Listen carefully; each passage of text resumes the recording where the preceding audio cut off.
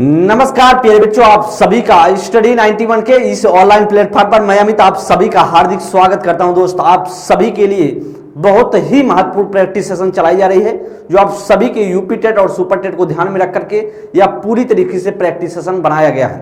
तो दोस्त, एक बार आप सभी को सेशन को शेयर करते हुए क्लास को लाइक करना है। इसके बाद हम सभी हर क्वेश्चन को बेहतरीन तरीके से समझेंगे और सीखने वाले हैं। तो पहला क्वेश्चन आप सभी की स्क्रीन पर है और आप सभी बताने की कोशिश करेंगे। दोस्त, उसके पहले एक आप सभी का एक इंफॉर्मेशन है, उसे ध्यान देंगे। आप सभी जो हिंदी की इंडिविजुअल बैच है वो आप सभी में ज्वाइन हो सकते हैं आप सभी, और कंप्लीट कोर्स परचेज कर सकते हैं। दोस्त, और बात किया जाए 1 साल की वैधता के साथ आपको प्रोवाइड होगी और 130 प्लस घंटे की क्लास है। और किसी भी इंफॉर्मेशन के लिए इस आप सभी के सामने 2 नंबर दिखाई दे रहे हैं, आप सभी इंक्वायरी कर सकते हैं। दोस्त, तो पहला क्वेश्चन आप सभी की स्क्रीन पर और फिर बताने का प्रयास करेंगे क्या इसमें से राइट आंसर होगा। बताएंगे करा आपसे दोस्त पूछ रहा है कि बाल्यावस्था मिथ्या परिपक्वता की अवस्था है या कथन किसका है? करा कोलन ब्रूस की, रोस की, स्ट्रैक की या फिर करा फ्राइड की? ये आप बताएंगे इसमें से क्या राइट आंसर होगा। बहुत ही महत्वपूर्ण है, बताने की कोशिश करेंगे इसमें से करेक्ट आंसर क्या होगा। अब जानते हैं बाल्यावस्था की बात करें तो बाल्यावस्था को जब आप बात करें तो समानता की बात किया जाए तो 6 से 12 वर्ष को क्या बोला जाता है? वह बाल्यावस्था बोला जाता है। तो दोस्त, जो यह डिफिनीशन है, बच्चा क्या करता है, बहुत पक्के तौर पर बहुत अच्छे से झूठ बोल लेता है, इसीलिए यह अवस्था का नाम ही पड़ा है मिथ्या परिपक्वता की। मतलब झूठ अच्छे से परिपक्व तरीके से बोलता है। और यह डिफिनीशन किसने बताया? रोस ने बताया है। और आप सभी से एक क्वेश्चन पूछा गया था प्रीवियस ईयर में कि संवेगात्मक विकास का अनोखा काल किसने कहा है?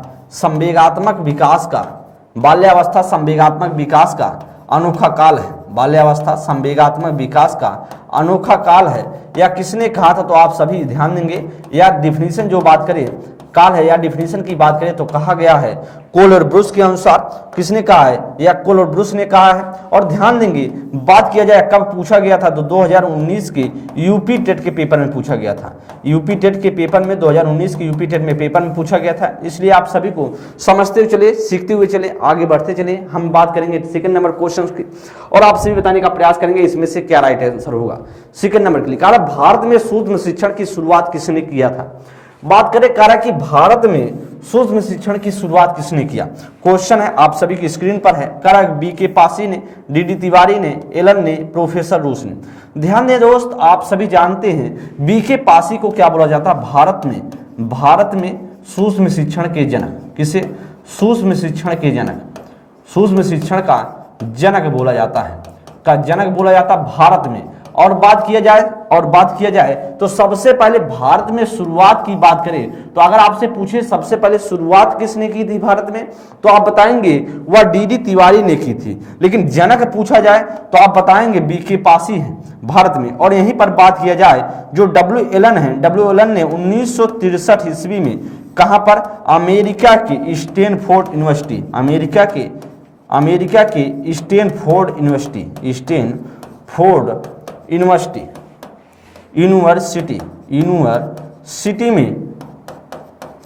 यूनिवर्सिटी में सबसे पहले बात किया जाए, यूनिवर्सिटी में सबसे पहले इन्होंने सूक्ष्म शिक्षण की बात की और उसमें उन्होंने बताया 45 मिनट का। कितना? 45 मिनट का बताया। और 45 मिनट में उन्होंने बताया कि 5 चरण में या सूक्ष्म शिक्षण पूरा होता है। कितने चरण में? 5 चरण में।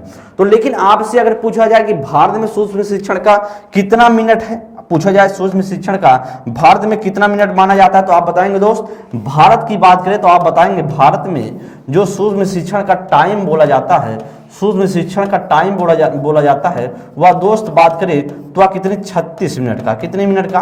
36 मिनट का है। ध्यान देंगे वह कितने मिनट का है? 36 मिनट का है। इस बात को भी ध्यान देंगे। और 36 मिनट के बाद तो इसमें कितने चरण आते हैं? 6 चरण आते हैं। और यही जो 36 मिनट का है यही यूपी टेट 2019 के पेपर में, यूपी टेट 2019 के पेपर में पूछा गया कि भारत में सूक्ष्म शिक्षण का जो टाइम है वह कितने मिनट का होता है। भारत में सूक्ष्म शिक्षण का टाइम कितने मिनट का होता है यह पूछा गया था आप सभी के यूपी टेट के पेपर में 2019 में। और बात किया जाए आपसे पूछे कि सबसे पहले कब बात की गई तो 1961 ईस्वी में। 1961 ईस्वी में बात किया जाए एचिसन एवं कीथ एचिसन एवं कीथ के द्वारा सबसे पहले सूक्ष्म शिक्षण की बात की गई थी। सबसे पहले वर्ल्ड लेवल पर, कहां पर? वर्ल्ड लेवल पर बात की गई थी। तो इस बात को आप लोग ध्यान देंगे। लेकिन बाद में जो सिस्टमेटिक तरीके से बताया था डब्ल्यू एलन ने बताया था। लेकिन अगर आप सभी के पेपर में ना रहे तो आप बताएंगे कीथ और एचिसन, जो कीथ और एचिसन है इनको जाता है। लेकिन 1963 में व्यवस्थित तरीके से कौन दिया? एलन ने दिया। और भारत में पूछा जाए सबसे पहले किसने शुरुआत की, तो डी तिवारी ने शुरुआत की। बीके पासी जो भारत में के सूक्ष्म शिक्षण के जनक बोले जाते हैं। और कहाँ के या प्रोफेसर थे, तो बात किया इंदौर विश्वविद्यालय के। इंदौर विश्वविद्यालय क्या थे? इंदौर विश्वविद्यालय के प्रोफेसर थे। विश्वविद्यालय के क्या थे? इंदौर विश्वविद्यालय के प्रोफेसर थे। कौन? बीके पासी। तो उनके द्वारा क्या एनसीईआरटी के द्वारा मिलकर के ये सारी चीजें तय की गई थी। तो दोस्त आपका जो राइट आंसर होगा वह होगा B is the right answer. हम अगली क्लास में और व्याख्या के साथ जो 36 मिनट होगा कैसे कैसे हैं तो हम सभी देखेंगे। देखिए एक ही बार में आप सभी जो भी फैक्ट है या क्वेश्चंस लगातार इस यहाँ से सूक्ष्म शिक्षण से क्वेश्चन पूछे जाते हैं और इस बात को आप लोग ध्यान देंगे। तो इसमें से क्या राइट होगा? वह B is the right answer. अब हम बात करेंगे थर्ड नंबर क्वेश्चन। जी दोस्त पढ़ें और फिर बता सकते हैं आपका क्या राइट आंसर होगा। अगर विलियम वुंट के द्वारा चेतना के कितने अंग माना गया है? 2 अंग, 3, 4 की 5 कितने अंग हैं? तो आप जानते हैं विलियम वुंट की बात करें तो विलियम वुंट ने चेतना का विज्ञान बताया। किसने बताया? चेतना का। मैंने जो बताया चेतना का विज्ञान क्या है? मनोविज्ञान को बताया। कहा मनोविज्ञान चेतना का विज्ञान है। और कब बताया था? आपसे पूछा जाए कब बताया था तो यह बताया था 19वीं शताब्दी में। 19वीं शताब्दी में बोला कि जो मनोविज्ञान है वह किसका विज्ञान है? चेतना का विज्ञान है। उनके द्वारा एक प्रयोगशाला खुली गई, मनोविज्ञान प्रयोगशाला खुली गई। मनोविज्ञान प्रयोगशाला खुली गई किसके द्वारा? विलियम वुंट के द्वारा मनोविज्ञान प्रयोगशाला खुली गई। और कब खोली गई इस बात को भी ध्यान देंगे। यह प्रयोगशाला की बात करें तो खोली गई 1879 ईस्वी में। कहां पर? जर्मनी के। कहां पर खोली गई दोस्त? जर्मनी के लिप्जिंग शहर। कहां पर? जर्मनी के लिप्जिंग शहर में। जर्मनी के लिप्जिंग शहर में इनके द्वारा सबसे पहले मनोविज्ञान प्रयोगशाला खोली जाती है लिप्जिंग शहर में। और ये बात किया जाए तो इनके द्वारा बोला गया चेतना के कितने अंग हैं? बोला गया चेतना के भैया 3 अंग हैं। चेतना के कितने अंग हैं? चेतना के 3 अंग बताए। वह अंग बहुत ही महत्वपूर्ण है। इन्होंने 3 अंग बताए। उनके द्वारा बोला गया भैया 3 अंग की बात करेंगे, ध्यान देंगे। 3 अंग कौन कौन से? उनके द्वारा बोला गया संवेदना, भाव और प्रतिमा। संवेदना, भाव और प्रतिमा को 3 अंगों के बारे में प्रतिमा या 3 उनके द्वारा क्या बोले गए? अंग बोले गए। या बोले गए कि भैया 3 अंग होते हैं किसके? चेतना के 3 अंग होते हैं। और आपका जो राइट आंसर होगा वह हो जाएगा आपका B is the right answer. क्या होगा? B is the right answer. हम बात करेंगे 4th नंबर क्वेश्चन का। एक्सप्लेनेशन को आपको ध्यान में रखना है, चीजों को सीखते चलना है। 4th नंबर क्वेश्चन जी आप पढ़ेंगे। कह रहा है कि प्रकारवाद के जनक किस मनोवैज्ञानिक को कहा जाता है? कह रहे विलियम वुंट को, विलियम जेम्स को, विलियम मैकडूगल को, वाटसन को। ध्यान देंगे प्रकारवाद की बात करें तो प्रकारवाद का जनक जो बोला जाता है वह विलियम जेम्स को बोला जाता है। विलियम जेम्स की बात करें तो विलियम जेम्स कहाँ के निवासी थे? अमेरिका के निवासी थे। कहाँ के? अमेरिका के निवासी थे। और इनके द्वारा अमेरिका के निवासी थे। इनके द्वारा 1890 ईस्वी में द्वितीय मनोविज्ञान प्रयोगशाला खुली गई। द्वितीय मनोविज्ञान प्रयोगशाला खुली जाती है। मनोविज्ञान प्रयोगशाला खुली जाती है। कहां पर? वह अमेरिका में प्रयोगशाला खुली जाती है। वह कहाँ खुली जाती है? वह अमेरिका में खोली जाती है। और बात किया जाए इनके द्वारा कहा गया, ध्यान देंगे प्रकारवाद का अर्थ क्या होता है। उनके द्वारा कहा गया भैया जो बात किया जाए उनके द्वारा कहा गया, जो विलियम वुंट ने कहा था कि चेतना है, चेतना के आधार पर हम कार्य करते हैं। तो इनको ने प्रकारवाद की बात किया जाए तो इन्होंने कहा, जेम्स ने कहा कि हम चेतना कुछ नहीं होता, चेतना कार्य करती है और उसी के आधार पर हम सीखते हैं। इसलिए जो राइट आंसर होगा वह होगा B is the right answer. बात किया जाए अगर आपसे पूछे विलियम वुंट क्या है तो आप बताएंगे संरचनावाद के जनक है। क्या है? संरचनावाद के जनक, संरचनावाद के जनक है।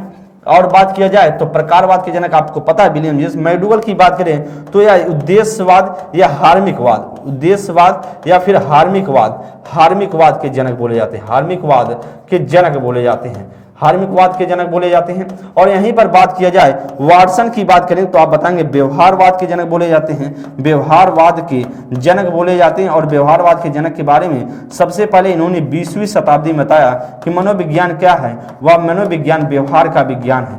व्यवहार का विज्ञान है, सबसे पहले कौन कहने वाला था? वह थे भैया वाटसन ही कहने वाले थे।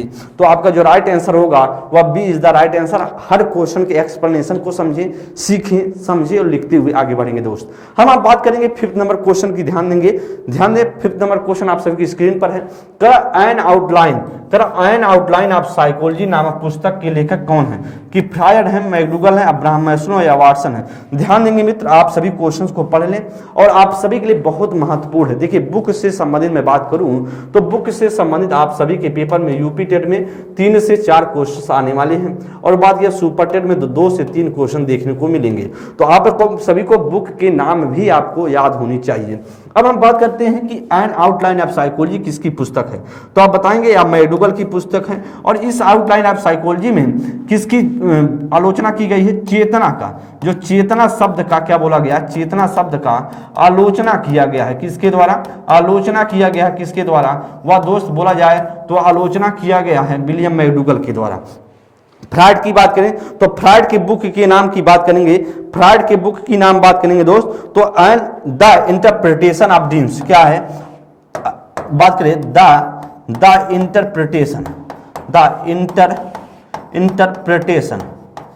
इंटरप्रिटेशन ऑफ ड्रीम्स नामक पुस्तक की बात करें तो आप क्या बताएंगे? वह किसकी है? वह फ्रायड की, सिगमंड फ्रायड की बात करेंगे। अब्राहम मैस्लो की बात करें तो अब्राहम मैस्लो की पुस्तक का नाम है a theory of human motivation. A theory of human motivation. A theory of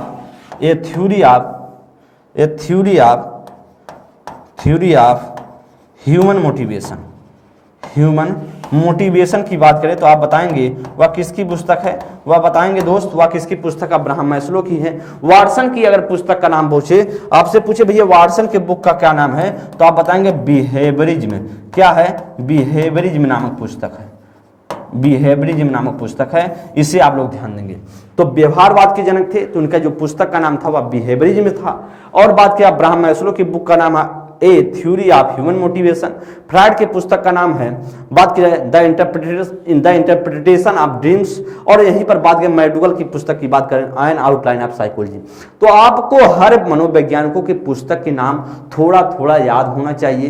paper में अगर आता है तो आप राइट कर पाए, इसीलिए मैं बार बार आप सभी को लिखाने का प्रयास कर रहा हूं, जिससे आप लिखते चलेंगे, सीखते चलेंगे। अगर ना याद हो तो आप जरूर लिख लें, क्योंकि पेपर में पूछी जाने वाली चीजें हैं और याद है तो सबसे अच्छी बात है दोस्त। आगे हम बात करेंगे 6 नंबर के लिए। आप बताएंगे क्या राइट आंसर होगा। महत्वपूर्ण क्वेश्चन है और बताने का प्रयास करें। विस्मृति का दमन का सिद्धांत किसके द्वारा प्रतिपादित किया गया है? दोस्त आप बताएंगे किसके द्वारा? एबिंगहॉस के द्वारा, फ्रायड के द्वारा, वुडवर्थ के द्वारा या वाटसन के द्वारा? हम बात कर लेते हैं या दोस्त किसके द्वारा कहा गया? क्या विस्मृति के दमन के सिद्धांत की बात करें तो यह कहा गया सिगमंड फ्रायड के द्वारा। राइट आंसर हो जाएगा B is the right answer.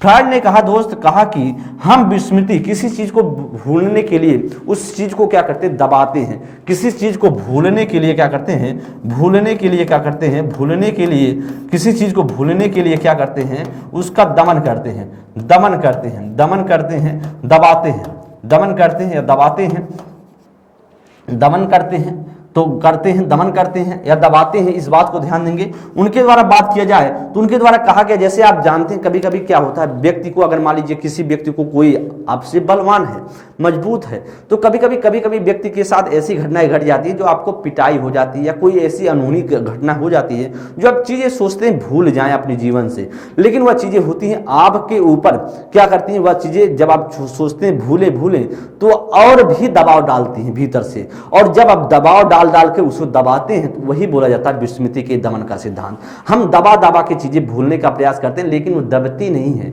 जितना दबाते हैं उतना ऊपर जाती हैं। उनके द्वारा यही बोला कि विस्मृति के दमन का सिद्धांत, भूलने के लिए हम दमन करते हैं, उसको दबाते हैं। एबिंगहॉस की बात करें तो एबिंगहॉस ने कहा दोस्त कि कहा विस्मृति के अनुप्रयोग का सिद्धांत, क्या कहा? विस्मृति के अनुप्रयोग का सिद्धांत। इनके द्वारा दिया गया विस्मृति के अनुप्रयोग का सिद्धांत। का सिद्धांत दिया गया। इन पे कहा गया कि जब हम कोई चीज प्रयोग में नहीं लाते हैं, कोई चीज हम प्रयोग में नहीं लाते हैं तो हम चीजों को भूल जाते हैं। प्रयोग में नहीं लाते हैं तो हम क्या करते हैं, नहीं लाते हैं तो क्या कर जाते हैं, नहीं लाते हैं तो हम उसको भूल जाते हैं। अगर प्रयोग में लाएंगे चीजें याद रहेंगी। तो इस बात का एबिंगहॉस ने बात की। वुडवर्थ की बात करें तो वुडवर्थ SOR के क्या बोले जाते हैं, जनक बोले जाते हैं। SOR जनक बोले जाते हैं। इनकी बात करें तो प्रश्नावली विधि के जनक बोले जाते हैं। किसे प्रश्नावली विधि के जनक बोले जाते हैं? कौन? वुडवर्थ प्रश्नावली विधि के जनक बोले जाते हैं।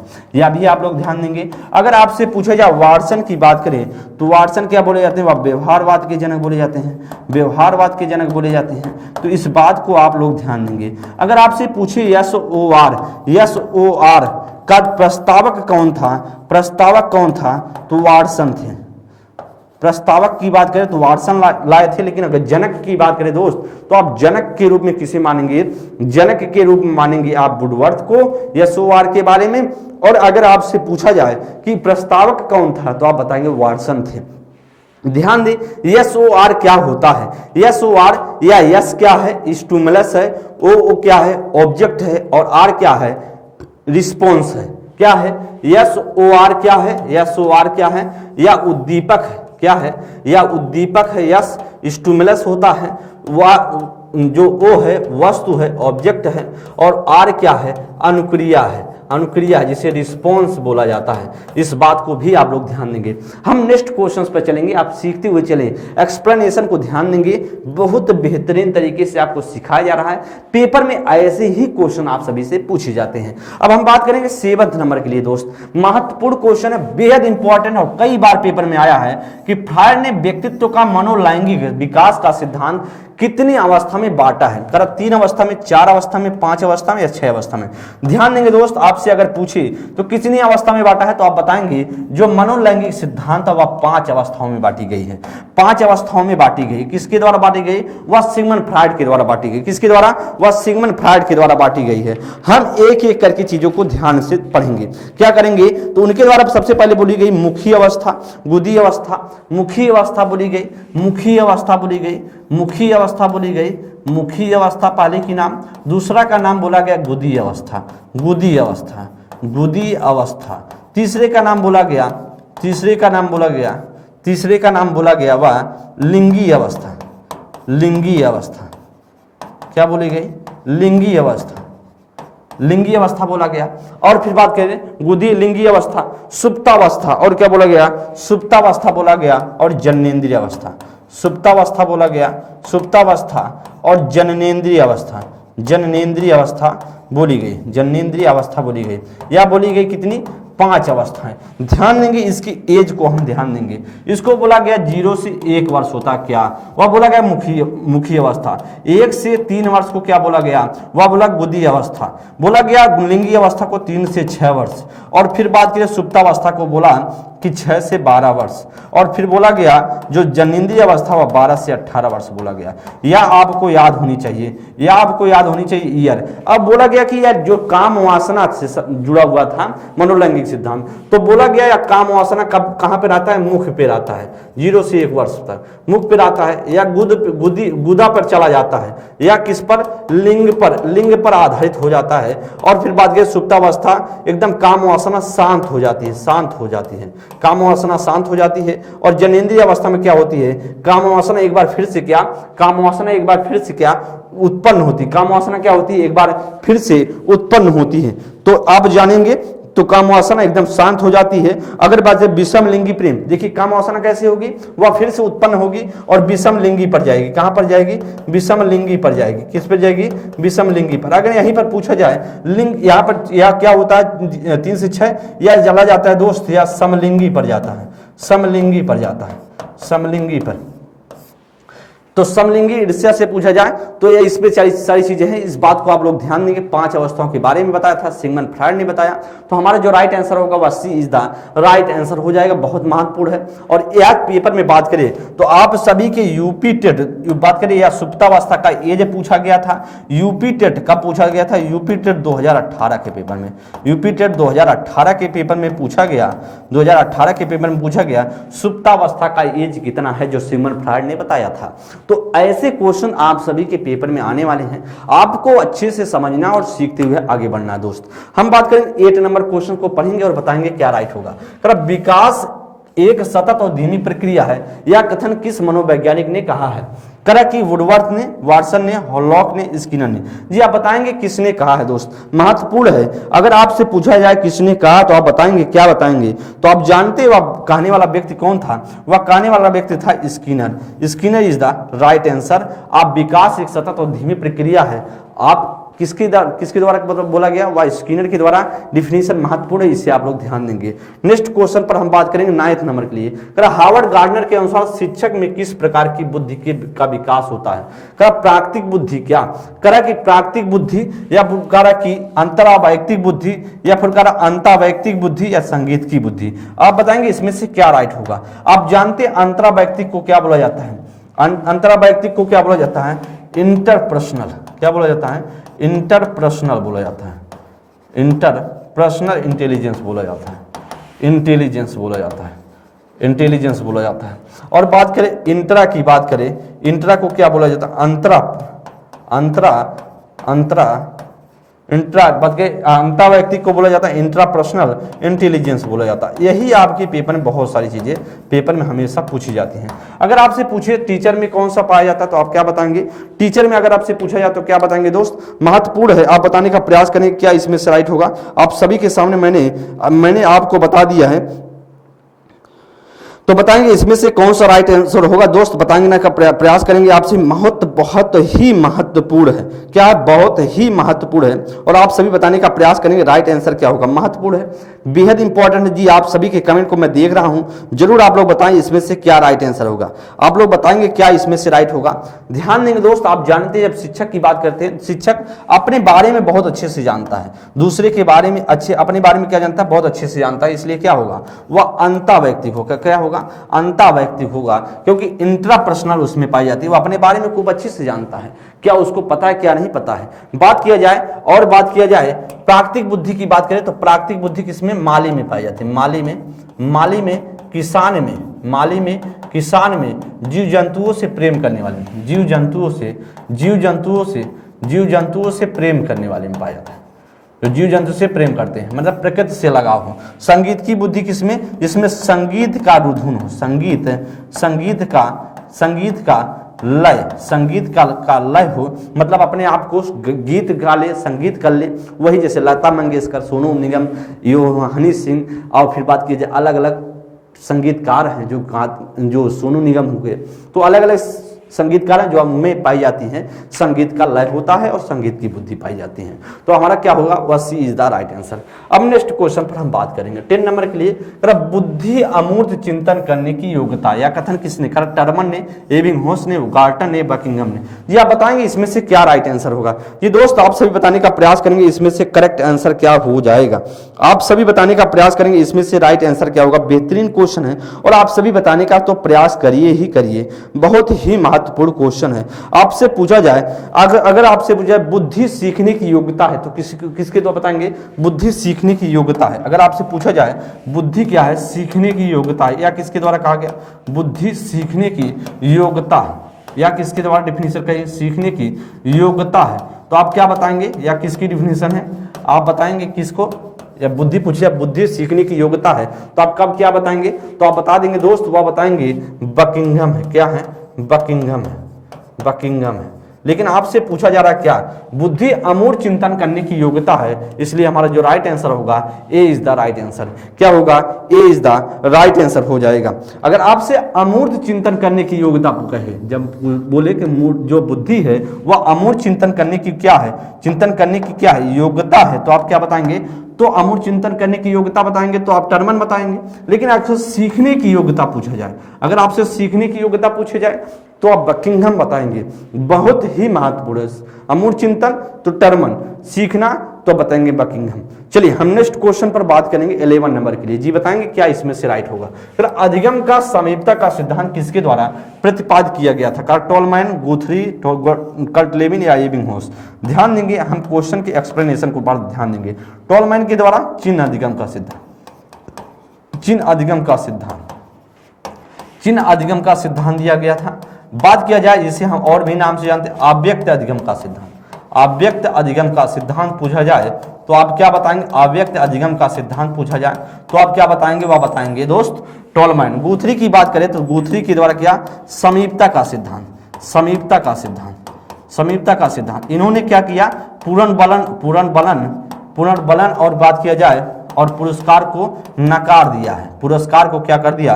पुनर्बलन और पुरस्कार को क्या नकारा है, को नकारा है। किसने कहा नकारा है? वह थे भैया गुथरी महोदय। अगर कर्टलेविन की बात करें तो क्षेत्रवाद या तलरूप का सिद्धांत, क्षेत्रवाद या तलरूप का सिद्धांत, तलरूप का सिद्धांत। आप तलरूप का सिद्धांत पूछे तो आप क्या बताएंगे दोस्त? तो आप बताएंगे कर्टलेविन। एबिंगहॉस की बात करें तो आप कहेंगे विस्मृति के दमन का सिद्धांत, विस्मृति के दमन का सिद्धांत, विस्मृति के अनुप्रयोग का, दमन नहीं, दमन है तो सिगमंड फ्रायड। विस्मृति के अनुप्रयोग का सिद्धांत, अनुप्रयोग का सिद्धांत, अनुप्रयोग का सिद्धांत किसने दिया?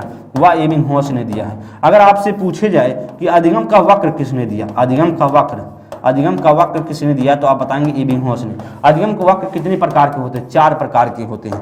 कितने प्रकार के? 4 प्रकार के। अधिगम के वक्र कितने प्रकार के? 4 प्रकार के होते हैं।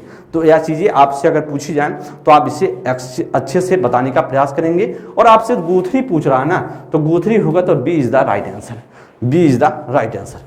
चलिए हम बात करेंगे 12 नंबर के लिए। जी बताएं क्या इसमें से करेक्ट होगा। अगर एजुकेशन ए फर्स्ट बुक के लेखक निम्न में से कौन है? थॉर्नडाइक, वाटसन, पियाजे या स्किनर? अब बताएंगे इसमें से क्या राइट होगा। 12 नंबर के लिए जी बताने का प्रयास करेंगे करेक्ट आंसर क्या होगा।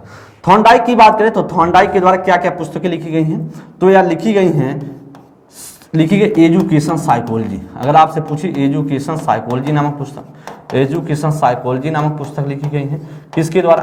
क्योंकि शिक्षा मनोविज्ञान के जनक कहलाते हैं। कौन? थॉर्नडाइक। शिक्षा मनोविज्ञान के जनक, मनोविज्ञान के जनक की बात करें, जनक, शिक्षा मनोविज्ञान के जनक कौन बोले जाते हैं? वह थॉर्नडाइक बोले जाते हैं। अब हम बात करते हैं यह पुस्तक की बात करें एजुकेशन साइकोलॉजी, एजुकेशन ए फर्स्ट बुक। अब बात किया जाए एनिमल इंटेलिजेंस, क्या एक और पुस्तक है animal intelligence?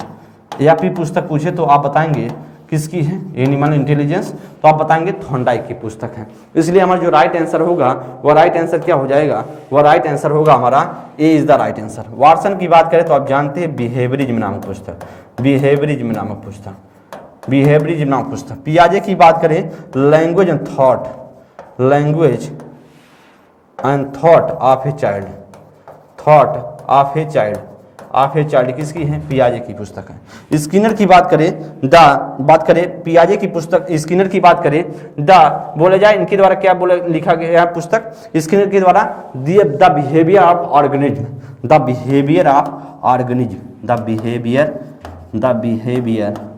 Behaviour of organism नामक पुस्तक, ऑर्गेनिज्म नामक पुस्तक किसके द्वारा? स्किनर के द्वारा। तो बुक के नाम आपको ध्यान में रखना है कि किसके द्वारा क्या क्या बुकें लिखी गई हैं, बेहद इंपॉर्टेंट है। आगे हम नेक्स्ट पॉइंट की बात करेंगे। देखिए दोस्त, आप सभी के सामने यूपी 80 के लिए कंप्लीट कोर्स का कंप्लीट पैकेज आप सभी के सामने है। कंप्लीट कोर्स आप बात करें तो आप 1299 परचेज कर सकते हैं। और बात किया जाए अगर इंडिविजुअल बैच चाहिए हिंदी की तो आप 249 का, डिटेल बुक की बात करें तो 299 का है, प्रैक्टिस बुक की बात करें तो 90 रुपये का है, और कम्बो बुक की बात करें 350 रुपये का है। आप सभी मॉडर्न हिस्ट्री के लिए भी इंडिविजुअल बैच को खरीद सकते हैं। तो आप सभी के सामने कुछ इन्फॉर्मेशन था। और आप सभी अगर बैच में ज्वाइन होने के लिए कुछ दिक्कतें आ रही हैं तो इस नंबर पर क्या कर सकते हैं? संपर्क कर सकते हैं दोस्त। चलिए हम नेक्स्ट क्वेश्चन पर हम बात करेंगे। अगले क्वेश्चन पर 13 नंबर के लिए जी बताएंगे क्या इसमें से राइट होगा। दोस्त आपसे पूछ रहा है क्वेश्चंस को पढ़े कर निम्न में से कौन सा भिन्न है? तो इधर क्या लिखी गई है? इधर लिखी है मूल प्रवृत्ति, इधर क्या लिखेंगे मूल प्रवृत्ति और इधर क्या लिखेंगे संवेग, इधर मूल प्रवृत्ति और इधर संवेग। तो आपको मिलाना है कि कौन सा गलत है, कौन सा इसमें से भिन्न है। कर जिज्ञासा का आश्चर्य होता है क्या, निवृत्ति का घृणा होता है, या रचनात्मकता का कृत्रिम भाव होता है, या हास का कौड़ा होता है। तो इसमें से आप बताएंगे कौन सा गलत है। आपसे पूछा जाए इसमें से क्या गलत है, महत्वपूर्ण क्वेश्चन बताने का प्रयास करेंगे इसमें से क्या गलत होगा। तो हास का क्या होता है, हास का क्या होता है वह आप जानते हैं, हास का आमोद होता है। क्या होता है, हास का बोला जाए तो यही D is the right answer, क्योंकि इसका क्या होगा आमोद होता है। क्या होता है, आमोद होता है। कौड़ा का अगर पूछा जाए, कौड़ा का मूल प्रवृत्ति पूछा जाए, मूल प्रवृत्ति क्या होता है, अगर पूछा कौड़ा का मूल प्रवृत्ति क्या होता है तो आप बताएंगे दैन्य होता है। क्या बताएंगे, वह दैन्य होता है मूल प्रवृत्ति। ध्यान देंगे अगर आपसे पूछा जाए, देखिए ध्यान देंगे क्वेश्चन को, आप सभी के पेपर में बहुत पूछी जाती है मूल प्रवृत्तियों से जुड़ी हुई संवेग। ध्यान दें, अगर जिज्ञासा का पूछा जाए तो आश्चर्य बताएंगे, निवृत्ति का पूछा जाए तो घृणा बताएंगे, रचनात्मकता का पूछा जाए तो कृतभाव बताएंगे, हास का पूछा जाए तो आप बताएंगे आमोद होता है। क्या होता है, हास का जो संवेग होता है वह आमोद होता है। अगर कौड़ा क्या है संवेग है, उसका क्या मूल प्रवृत्ति क्या होता है, वह दैन्य होता है। यह आप सभी के सामने था। 13 नंबर क्वेश्चन बेहद इंपॉर्टेंट था। अगर नेक्स्ट क्वेश्चन पर हम बात करेंगे 14 नंबर के लिए, बताएंगे बाल अंतर्बोध परीक्षण CAT व्यक्तित्व को किसके द्वारा बनाया गया था। आप बताएंगे किसके द्वारा, लियोपोल्ड बैलक के द्वारा, मार्गन मोरे के द्वारा, विलियम स्टर्न के द्वारा, हर्मन रोर्सा के द्वारा। जी आप बताएंगे 14 नंबर के लिए क्या राइट होगा। 14 नंबर के लिए जी बताएंगे इसमें से क्या राइट आंसर होगा। आपसे पूछा जा रहा है क्या इसमें से करेक्ट होगा। ध्यान देंगे दोस्त, तो यह किसके द्वारा बनाया गया था, यह बात की जाए किसके द्वारा बनाया गया था। तो आप जानते हैं CAT की बात करें, जो बच्चों के लिए टेस्ट करने का एक परीक्षण है CAT, वह लियोपोल्ड बैलक के द्वारा। किसके द्वारा, लियोपोल्ड बैलक के द्वारा। आपसे पूछा जाए TAT किसके द्वारा बनाया गया था, TAT बताए पूछा जाए तो मार्गन मोरे के द्वारा। एक क्या है, प्रक्षेपी परीक्षण है, एक क्या है, प्रक्षेपी परीक्षण है, या आप सभी से पूछा जा सकता है। बात करें विलियम स्टर्न की बात करें तो विलियम स्टर्न ने क्या बनाया है, cloud picture test, cloud picture test, व्यक्तित्व का क्लाउड पिक्चर टेस्ट बनाया था। और यह एक प्रकार का क्या है, एक प्रकार का प्रक्षेपी टेस्ट है, प्रक्षेपी परीक्षण है, प्रक्षेपी क्या है, परीक्षण है। हर्मन रोर्सा की बात करें तो स्याही धब्बा परीक्षण, व्यक्तित्व का स्याही धब्बा परीक्षण बनाया गया था, धब्बा परीक्षण बनाया था, परीक्षण बनाया गया था, परीक्षण। और यह भी एक क्या है, यह भी एक क्या है, प्रक्षेपी परीक्षण है, प्रक्षेपी परीक्षण है। तो इस बात को आप लोग ध्यान देंगे। अगर आपसे पूछा जाए कि इसमें से बाल अंतर्बोध परीक्षण किसके द्वारा बनाया गया था, तो आप बताएंगे वह बनाया गया था दोस्त लियोपोल्ड बैलक के द्वारा। A is the right answer. Next question पर बात करेंगे, हर क्वेश्चन को ध्यान देंगे। मार्गन मोरे भी पूछे गए हैं, तो आप बताएंगे TAT परीक्षण है और ये प्रक्षेपी परीक्षण है। तो इसे हम क्या बोलते हैं, इसे TAT बोलते हैं। जिसे आगे क्वेश्चन की बात करेंगे, लिखेंगे विलियम स्टर्न की बात करें तो क्लाउड पिक्चर टेस्ट बनाया था, एक प्रक्षेपी परीक्षण। ये भी हर्मन रोर्सा ने क्या बनाया था, वह स्याही धब्बा परीक्षण बनाया था। नेक्स्ट क्वेश्चन पर हम बात करेंगे 15 नंबर के लिए। RTE मुक्त एवं अनिवार्य शिक्षा का अधिकार अधिनियम भारत में कब लागू हुआ। 1 अप्रैल 2009 को, 1 अप्रैल 2010 को, 30 अप्रैल 2009 को, या 30 अप्रैल 2010 को। ध्यान देंगे इसमें से क्या राइट होगा। RTE की बात करें, RTE की बात करें तो कब लागू हुआ, कब बना था, तो आप जानते हैं 2009 में बना था। और यही क्वेश्चन आप सभी की 69,000 शिक्षक भर्ती में पूछ लिया गया, 69,000 सहायक अध्यापक में पूछ लिया गया, सहायक अध्यापक में पूछ लिया गया कि भैया कि आपसे पूछा गया, अध्यापक भर्ती में पूछा गया था कि पूछा गया 2019 में जो हुआ था, तो पूछा गया कि RTE कब लागू हुआ, तो आप सभी बच्चे क्या करके आए थे 2009। लेकिन राइट क्या था, वह लागू किया गया था 1 अप्रैल 2010 को, 1 अप्रैल 2010 को। उस समय कहां पर, जम्मू कश्मीर। उस टाइम क्या था, जम्मू एंड कश्मीर क्या था, एक स्टेट हुआ करता था, एक स्टेट हुआ करता था। और इस स्टेट को छोड़ करके 2000 में क्या था, 2010 में एक स्टेट था और वहां पर छोड़ करके पूरे भारत में लागू किया गया, पूरे भारत में लागू किया गया। कब लागू किया गया, वह 1 अप्रैल 2010 को। नेक्स्ट क्वेश्चन पर बात करेंगे, क्वेश्चन के एक्सप्लेनेशन को सीखें, समझें, परखें और आगे बढ़ते चलें दोस्त। और आगे हम बात करेंगे 16 नंबर के लिए, बताएंगे शिक्षा मनुष्य की अंतर्निहित पूर्णता की अभिव्यक्ति है, यह परिभाषा किसने दी। महात्मा गांधी ने, पंडित मदन मोहन मालवीय ने, स्वामी विवेकानंद ने, या श्री अरविंद घोष ने। आप बताएंगे किसके द्वारा कहा गई है? करे शिक्षा मनुष्य की अंतर्निहित पूर्णता की अभिव्यक्ति है, या किसकी डिफिनीशन? बताएंगे आप सभी किसका राइट आंसर होगा। इसका राइट आंसर ये बताने का प्रयास करेंगे कौन इसका राइट आंसर हो जाएगा, बताने का प्रयास करेंगे आप। इसमें से करेक्ट आंसर आप सभी के सामने डिफिनीशन है, बताएं आपका इसमें से क्या होगा। तो आप जानते हैं यह डिफिनीशन किसकी है? यह डिफिनीशन स्वामी विवेकानंद की है। राइट आंसर हो जाएगा सी इज द राइट आंसर। मनुष्य शिक्षा मनुष्य में अंतर्निहित अभिव्यक्ति का अंतर्निहित पूर्णता की अभिव्यक्ति है, या डिफिनीशन स्वामी विवेकानंद की है। नेक्स्ट क्वेश्चन पर बात करेंगे 17 नंबर के लिए। जी बताएंगे कह रहा सर्वप्रथम मनोविज्ञान को किस विषय का अध्ययन करने वाले विषय के रूप में परिभाषित किया गया? सबसे पहले हम मनोविज्ञान को किस रूप में पढ़ते थे? क्या मन के अध्ययन के रूप में, आत्मा का अध्ययन के रूप में, या चेतना के अध्ययन के रूप में, या व्यवहार के अध्ययन के रूप में? तो ध्यान देंगे, सबसे पहले हम बात करें तो हम सभी आत्मा के रूप में पढ़ते थे। सबसे पहले बात करें तो यह मनोविज्ञान एक दर्शन शास्त्र का एक पार्ट हुआ करता था, लेकिन बाद में यह बात किया जाए 16वीं शताब्दी में। कब में? 16वीं शताब्दी में सबसे पहले इसका रूप आया दर्शन शास्त्र से अलग होकर के। क्या किस रूप में आया? वह आत्मा के विज्ञान के रूप में आया। बोला गया जो मनोविज्ञान है वह आत्मा का विज्ञान है। किसका? आत्मा का विज्ञान है। और कहने वाला कौन था? अरस्तु थे, प्लेटो थे, सुकरात थे, है ना। अरस्तु, प्लेटो, सुकरात जैसे दार्शनिक थे। लेकिन फिर बाद में बात किया है 17वीं शताब्दी में 100 सालों तक यह सारी चीजें पढ़ी गई। और लेकिन जब इनको पूछा गया कि भैया आप बताओ 17वीं शताब्दी में 100 साल बाद बोला गया कि ठीक है हम आत्मा का विज्ञान आप कहते हैं तो मान लेते हैं, लेकिन अब 17वीं शताब्दी में थोड़ा सा अपडेट हुआ चीजें, फिर पूछी गई। कहा गया कि पंपोलॉजी ने कहा कि पूछा कि ये बात बताओ कि आप आत्मा का विज्ञान सिद्ध करके बताओ। उन्होंने कहा नहीं सिद्ध कर पाया। इसको पंपोलॉजी ने 17वीं शताब्दी में बोला, 17वीं शताब्दी में पंपोलॉजी ने बोला कि भैया यह मनोविज्ञान क्या है? वह मन का विज्ञान है। लेकिन यह भी 100 सालों तक चला। लेकिन फिर बात यह है 17वीं 18वीं शताब्दी में 200 सालों तक चला मन का विज्ञान। 19वीं शताब्दी में आते हैं विलियम वुंड। कौन आते हैं? William wound. और विलियम वुंड कहते हैं कि मनोविज्ञान बाबू अब क्या है? वह क्या है? एक प्रकार का चेतना का विज्ञान है। इस भी बात को ध्यान देंगे। इसके बाद उनसे भी रहा नहीं जाता है। 100 सालों बाद फिर भी बात आती है 20वीं शताब्दी में सबसे पहले कहते हैं वाटसन कहते हैं ये सब ड्रामा है ना। वाटसन कहते हैं कि भैया चेतना उतना का विज्ञान नहीं है। या किसका विज्ञान है? या व्यवहार का विज्ञान है, क्योंकि मनोविज्ञान हमारे व्यवहार में दिखता है, व्यवहार का विज्ञान है। और 20वीं शताब्दी से अभी तक आज तक हम सभी क्या पढ़ रहे हैं? वह मनोविज्ञान को व्यवहार के विज्ञान के रूप में पढ़ रहे हैं। इसलिए हर क्वेश्चन को अच्छे से समझना है, सीखना है। सबसे पहले आत्मा का विज्ञान, फिर मन का विज्ञान, फिर चेतना, फिर व्यवहार का विज्ञान। जो अभी तक हम पढ़ रहे हैं वह पढ़ रहे हैं किसके रूप में? व्यवहार के विज्ञान के रूप में। चलिए 18 नंबर के लिए दोस्त बताएंगे क्या राइट होगा, बहुत महत्वपूर्ण है। करा दोस्त आपसे पूछ रहा क्वेश्चन कि बौद्ध धर्म में शिक्षा आरंभ करने के संस्कार को कहा जाता है? विद्या आरंभ संस्कार, उपनयन संस्कार, पवज्जा संस्कार, उपसंपदा संस्कार।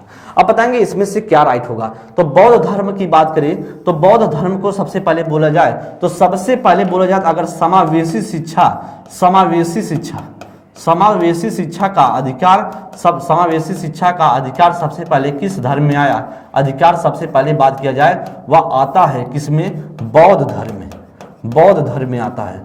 बोला गया कि समावेशी शिक्षा का सबसे पहले जो दिखाई देता है वह बौद्ध धर्म में दिखाई देता है कि समावेशी शिक्षा के माध्यम से चीजें पढ़ाई जा रही हैं। अब ध्यान देंगे, अब कहा गया कि जो प्रवज्जा संस्कार होगा, प्रवज्जा संस्कार से क्या होता था? बौद्ध धर्म का शिक्षा का आरंभ होता था। तो इसलिए राइट आंसर होगा वह सी आंसर। बात करें बच्चा 6 से 8 वर्ष का, जब बच्चा 6 से 8 वर्ष का होता था तो वह क्या होता था? उसको एक प्रवज्जा संस्कार कराया जाता था।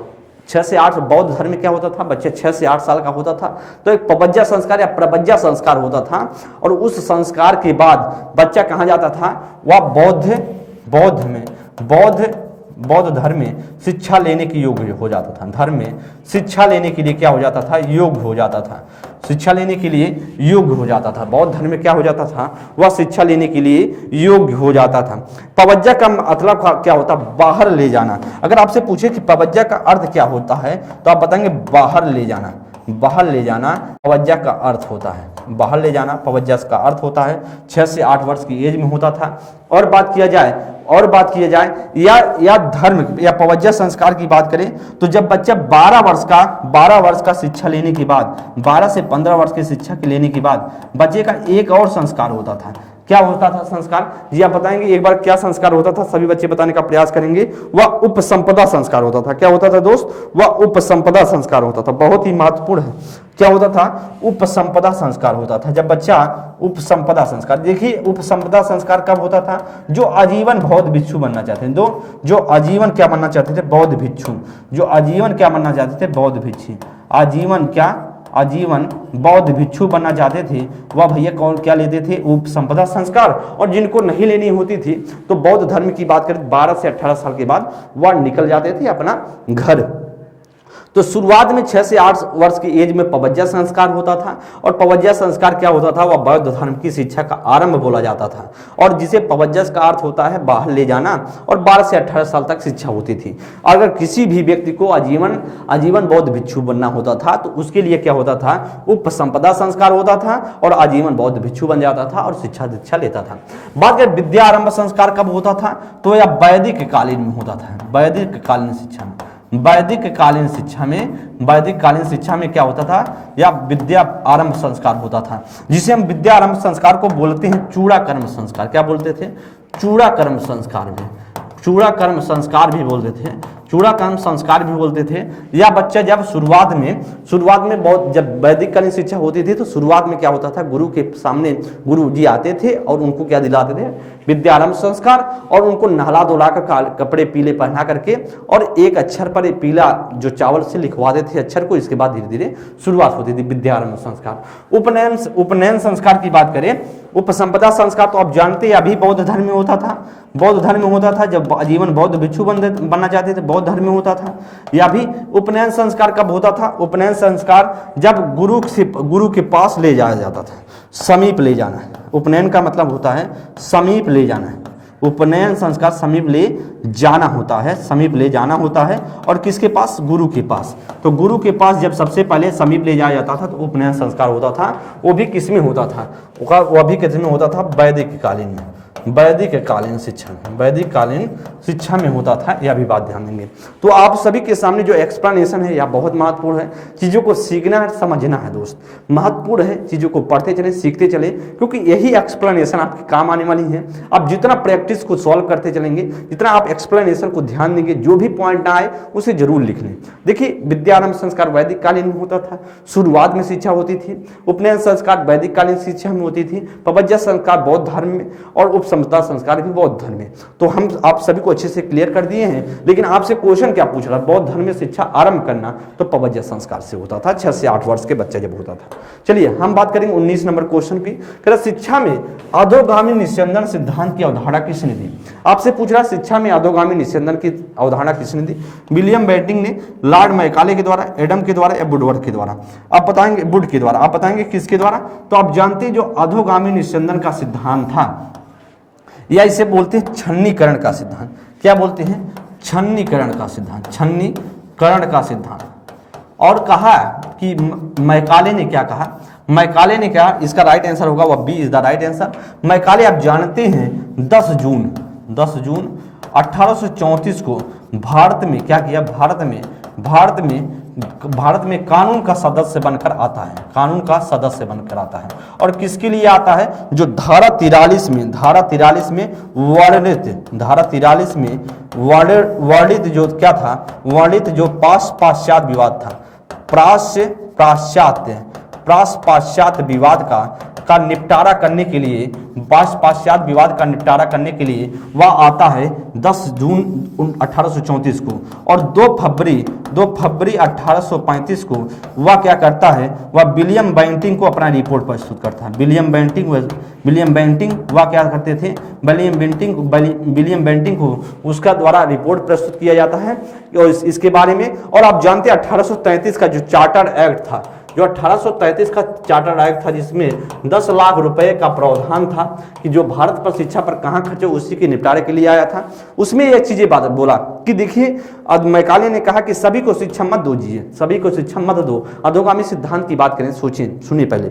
अधोगामी सिद्धांत का मतलब यही होता है कि उसने कहा कि सभी को शिक्षा हम नहीं देंगे, उसी को शिक्षा देंगे जो समाज के उच्च वर्गीय लोग हैं। जो समाज के अगर उच्च वर्गीय लोगों को हम शिक्षा देंगे तो वह क्षण क्षण करके क्या करके क्षण करके वह निम्न वर्गीय लोगों तक पहुंचेगा और उससे जो निम्न वर्गीय लोग हैं उससे शिक्षा ग्रहण करेंगे। इसीलिए यह कथन जो कहा गया यह लॉर्ड मैकाले के द्वारा कहा गया था। इस बात को भी ध्यान देंगे, बहुत महत्वपूर्ण क्वेश्चन है और पेपर में हो सकता आ जाए, आपके पेपर में ध्यान देंगे। अगले क्वेश्चन पर हम बात करेंगे, 20 नंबर के लिए बताएंगे कौन सा राइट होगा।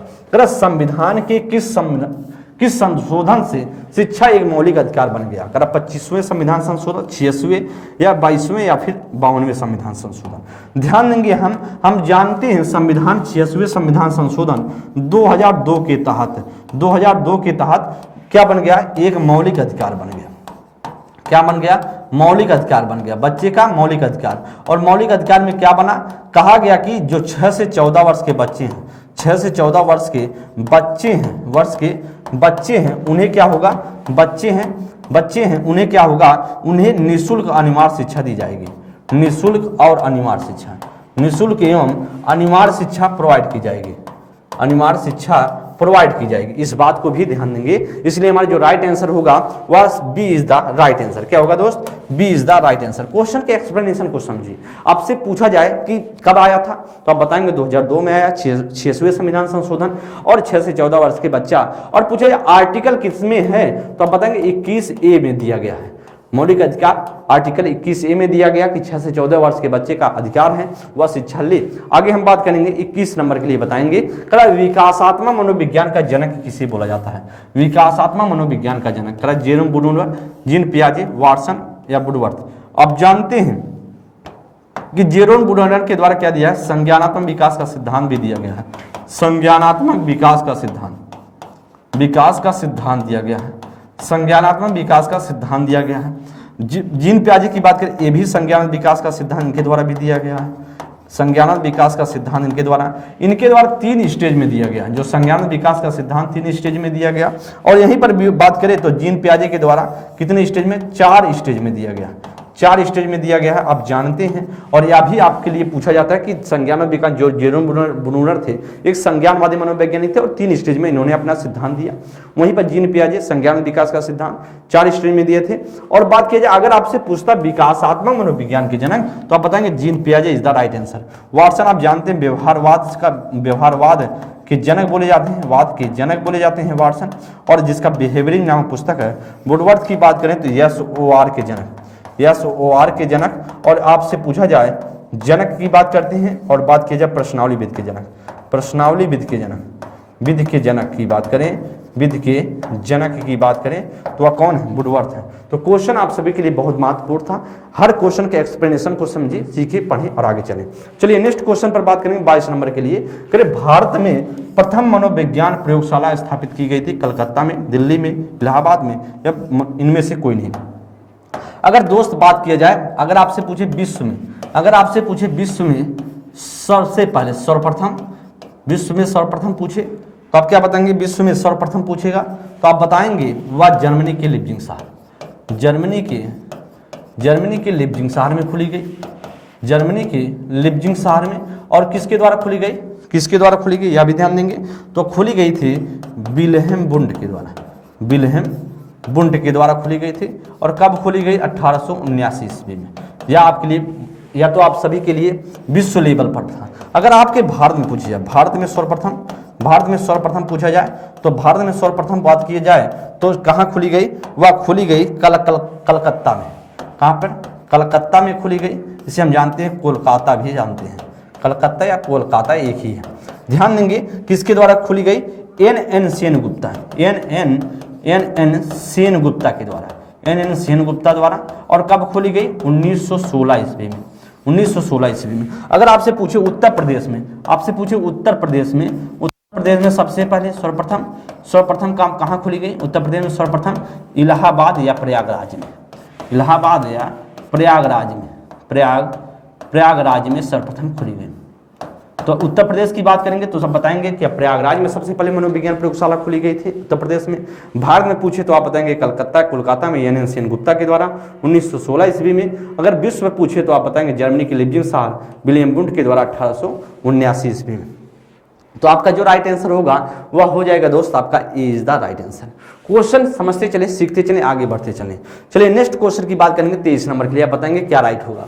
पॉल टॉरेंस ने सृजनात्मकता परीक्षण द्वारा किस तत्व का मापन नहीं होता है? करा धारा प्रवाहिता का, लचीलापन विविधता का, या तार्किकता का, या मौलिकता का? ध्यान देंगे दोस्त, जो सृजनात्मकता का परीक्षण है उन्होंने 4 परीक्षण बताए हैं, 4 टेस्ट बताया है। तो आप जानते हैं वह धारा प्रवाहिता का होता है, लचीलापन का होता है, विविधता का होता है। क्या नहीं होता है उसमें बात करेंगे। वह किसका नहीं होता है दोस्त? आप सभी बताने का प्रयास करेंगे किसका नहीं होता है। किसका नहीं होता है? वह तार्किकता का नहीं होता, जिसे हम जानते हैं इसके जगह पर क्या होता है? विस्तारण। अगर यहाँ पर विस्तारण होता है, या इसे बोलते हैं व्याख्या, विस्तारण या व्याख्या, तो कितने हैं? वह 4 हैं। और इसीलिए हमारा जो राइट आंसर होगा वह सी इज द राइट आंसर। मौलिकता भी राइट है, लचीलापन भी सही है, धारा प्रवाहिता, लेकिन तार्किकता की जहाँ क्या होता है? विस्तारण, या बात की जाए व्याख्या। तो आपका जो राइट आंसर होगा C is the right answer. Next question पर बात करेंगे 24 नंबर के लिए। जी बताएंगे इसमें से क्या करेक्ट होगा। निम्न में से कौन सा संवेग युत्सा के मूल प्रवृत्ति से संबंधित है?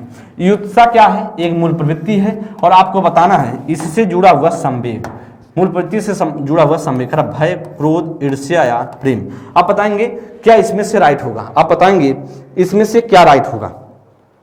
आप इसमें से बताएंगे क्या राइट होगा? आप बताएंगे इसमें से क्या राइट होगा दोस्त? तो आप जानते हैं ईर्ष्या या घृणा का क्या होता है? ईर्ष्या घृणा का क्या होता है? ईर्ष्या घृणा का मूल प्रवृत्ति क्या होता है? मूल प्रवृत्ति क्या होता है? निवृत्ति होती है। मूल प्रवृत्ति निवृत्ति होती है, निवृत्ति होती है। अगर आपसे पूछे क्रोध का क्या होता है, तो इसका मूल प्रवृत्ति क्या होता है? मूल प्रवृत्ति तो आप जानते हैं इसका होता है युत्सा होता है। अगर आपसे भय का पूछे मूल प्रवृत्ति इसका पूछे तो मूल प्रवृत्ति आपसे पूछे तो आप बताएंगे भय का